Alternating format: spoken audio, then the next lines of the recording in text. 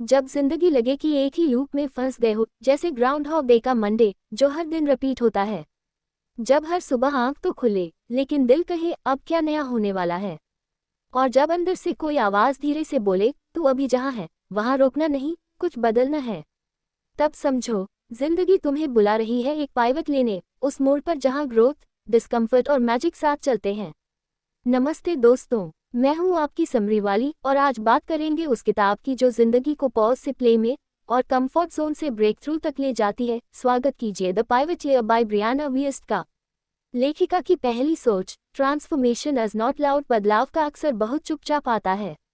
Brianna वियस्ट कहती है कि जिंदगी में असली बदलाव फायरवर्क्स की तरह नहीं होते, बल्कि वो उस छोटे से इनर क्लिक की तरह आते हैं जब आप डिसाइड करते हैं कि अब बहुत हो गया, अब कुछ अलग चाहिए।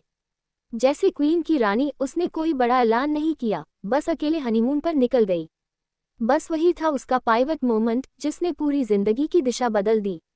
इसलिए अगर आप भी चुपचाप बदल रहे हो तो सेलिब्रेट करो, क्योंकि ग्रोथ की शुरुआत हो चुकी है। लेखिका की दूसरी सोच, your discomfort is a divine signal. बेचैनी बेकार नहीं है। अगर आपको लग रहा है कि आप ज्यादा इरिटेट हो रहे हो, ऊब रहे हो, तो ब्रियाना कहती है ये इस बात का इशारा है कि आपका सोल नई डायरेक्शन मांग रहा है। मतलब तमाशा वाले वेद की तरह, जब अंदर का आर्टिस्ट घुटने लगे तो बेचैनी ही बताती है कि पाइवट कब लेना है। तो अगली बार जब लगे कुछ तो मिसिंग है, तो उसे इग्नोर मत करना, वो आपकी जिंदगी का जीपीएस री रूटिंग कर रहा है। लेखिका की तीसरी सोच, यू आर नॉट लेट, यानी जब जागो तब सवेरा, आप बिल्कुल समय पर हो। ये पॉइंट है उन सब के लिए जो सोचते हैं सब लोग आगे निकल गए, मैं पीछे रह गया हूँ। ब्रियाना साफ कहती है हर किसी की जिंदगी की टाइमिंग अलग होती है। जैसे इंग्लिश विंग्लिश की शशि, जब सब उसे अंडर एस्टिमेट करते हैं वो तब शाइन करती है। पाइवट लेने के लिए कोई एक्सपायरी डेट नहीं होती, जब भी आप रेडी हो वही परफेक्ट टाइम है। लेखिका की चौथी सोच, emotional responsibility is real empowerment.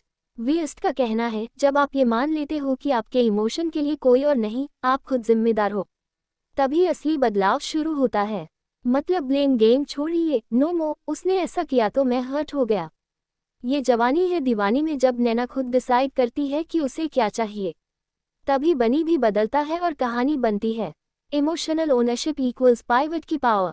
लेखिका की पांचवी सोच, कंसिस्टेंसी ओवर केओस। रोज थोड़ा बदलो, रोज बेहतर बनो। वियस्ट का मैंट्रा है daily shifts create lifelong pivots. हर दिन थोड़ा बेहतर सोचो, थोड़ा सच्चा जियो, थोड़ा कम कंपैरिजन करो। जैसे दंगल के महावीर फोगाट, उन्होंने बेटियों को एक दिन में चैंपियन नहीं बनाया, हर दिन थोड़ा थोड़ा मेहनत से गोल तक पहुंचाया।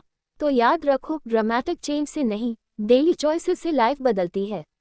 लेखिका की छठी सोच, let go of the false identity. जो अब नहीं हो उसे छोड़ दो। कई बार हम पुरानी आइडेंटिटी में फंसे रहते हैं, मैं ऐसा हूँ, मुझे तो ये नहीं आता, मैं हमेशा हारता हूँ। वियस्ट कहती है ये सब कहानियां आपने खुद गढ़ी हैं, अब नया वर्जन क्रिएट करो। जैसे चक द इंडिया में कबीर खान, जिस पर देश ने थप्पा लगा दिया था, लेकिन उसने अपनी नई पहचान खुद बनाई, मेहनत, ग्रिट और बिलीफ से। पुराने लेबल से आज़ाद होकर ही पाइवट पॉसिबल है। लेखिका की सातवीं सोच, साइलेंस इज नॉट एम्प्टी, वो क्लैरिटी से भरा होता है।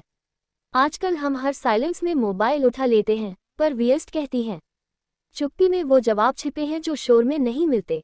जैसे स्वदेश का मोहन, जब गांव की सादगी और शांति में बैठता है तभी उसे असली क्लैरिटी मिलती है कि उसे कहाँ बिलोंग करना है। तो खुद के साथ बैठो, नो फिल्टर, नो डिस्ट्रैक्शन, सिर्फ आप और आपका ट्रूथ। तो दोस्तों, द पाइवट ईयर कोई मोटिवेशनल लेक्चर नहीं, ये एक जेंटल, पोएटिक और सोल टचिंग रिमाइंडर है कि जिंदगी बदलने के लिए जायंट लीप नहीं, एक छोटा सा कॉन्शियस पाइवट ही काफी है। ब्रियाना वियस्ट की बातों में एक सुकून है, जैसे किसी पुराने दोस्त ने आपको चुपचाप गले लगाकर कहा हो तू अकेला नहीं है और अभी बहुत कुछ बाकी है।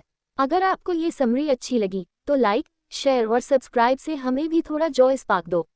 और किताब का पूरा अनुभव लेना हो तो डिस्क्रिप्शन में लिंक मिल जाएगा। मैं हूँ आपकी समरी वाली, फिर मिलूंगी किसी ऐसी किताब के साथ जो आपकी अंदर की आवाज़ को थोड़ी और साफ सुनवा दे। तब तक याद रखो, पाइवट मत डर, वो पिक्चर की क्लाइमैक्स शुरू कर सकता है।